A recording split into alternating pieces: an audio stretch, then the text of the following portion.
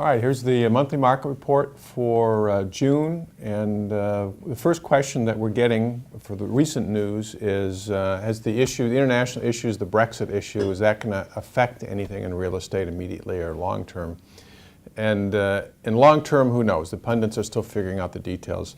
Short term, it's been sort of a nice boost for real estate in the U.S. because it's caused interest rates to decline.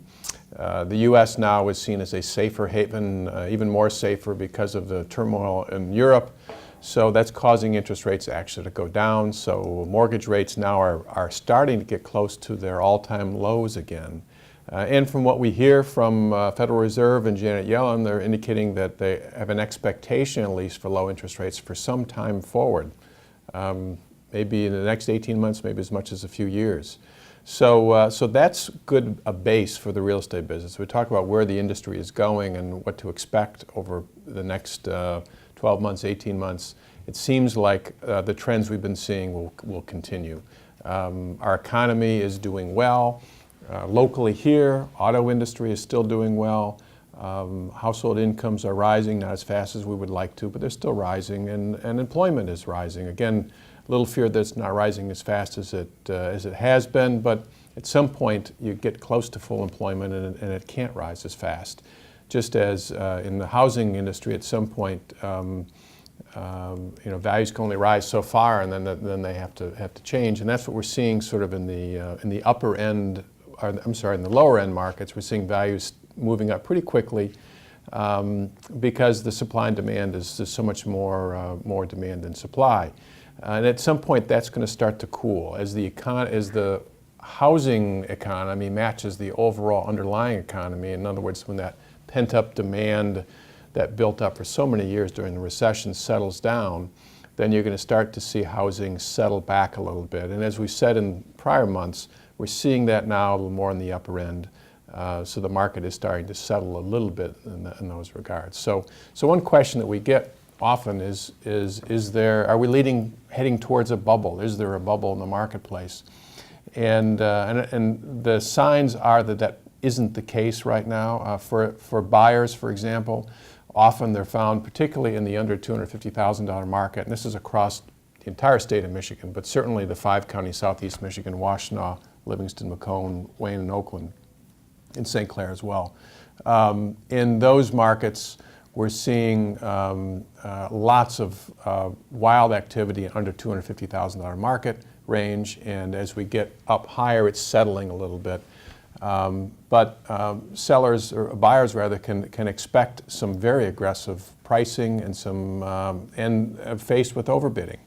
And the question we get is should we be overbidding, and are we buying the house for too much? Are we buying into a bubble? And the reality is that in spite of all this activity and the excitement that's going on for the last 3 years and the recovery, we're still now just getting to or just getting above the peak values of 2005 and 6. So our advice to those buyers that are feeling uncomfortable with some of the overbidding they're seeing, right now you're not really overbidding. The market still hasn't gotten there. Now, if values in the lower end continue to rise as fast as they have been and values continue to jump up, then yes, there's a chance that you could move towards building up a bubble in the next couple of years. But right now, that's not the case. So you can be comfortable that your overbidding is still just bringing the home values back to what they were 8 or 9 years ago. You're seeing less of that in the middle price ranges. In the upper price ranges, the values are moving up much slower. It's not, again, as we said in prior months, because demand is shrinking. It's because supply is growing faster than demand. So all of those are healthy things. We don't see that there's anything building right now in terms of bubble issues. Home equities are up dramatically.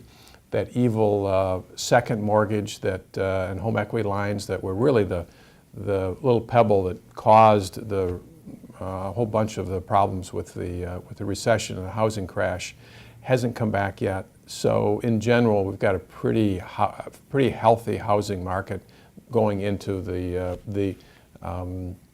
probably the latter stages of our recovery, moving towards a normal market. In general, if we look for all markets that we're in, for buyers, if you give some advice to buyers, one advice is you're sort of in that strange position of being very patient, because you're not going to find in the lower end price ranges, you're not going to find a lot of opportunities there.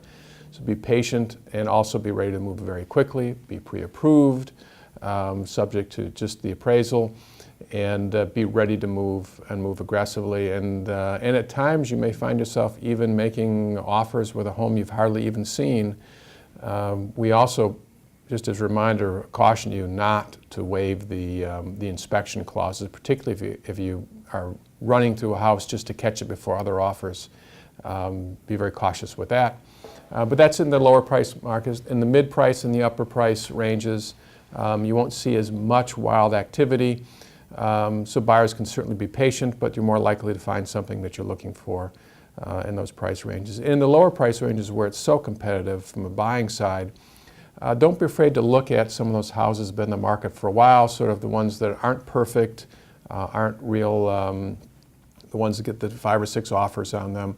There are opportunities and diamonds in the rough there, and that's really what, if you're frustrated of not being able to find what you're looking for, maybe expand your horizons a little bit, and you'll find that there still are a number of homes for sale in all price ranges, just a matter of defining what you want and what you're willing to look at. For sellers, certainly you're enjoying a great market in the lower price ranges. Upper price ranges, be more realistic and understand that you probably won't see the same activity that your neighbors who sold a year ago saw in terms of buyer activity. So be patient and be willing to adjust. And for all price ranges, it's been pretty consistent that in the first 10 days, this is for sellers, in the first 10 days that your home is on the market, if you're not getting a lot of showing activity, a lot of people interested, then there's probably something wrong with how the home is either the condition of the home or how it's positioned pricing-wise in the marketplace.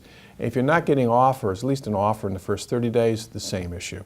No matter what the price range is, there's a lot of activity those first 30 days. And in most price ranges, 55% of all transactions are occurring on homes in the market, been in the market less than 30 days. So after 30 days, you've exposed yourself to more than half of the potential buyers. So that gives you a pretty good feel. If you're not getting activity, you probably need to make some adjustments to how your home is being marketed in the marketplace. It's pricing strategy and maybe some of the condition issues with it. All these things are wonderful problems to have in that regard. Market is still very strong, surprisingly strong coming into the summer months. We expect it to remain strong this year. All indications are this probably will be a year even stronger than 2015. And our prediction of 16 being that slowing year, we're going to kick that can down the road to 2017. And if we're wrong about that, we're probably wrong on the positive side with that as well. So all things good. Thank you.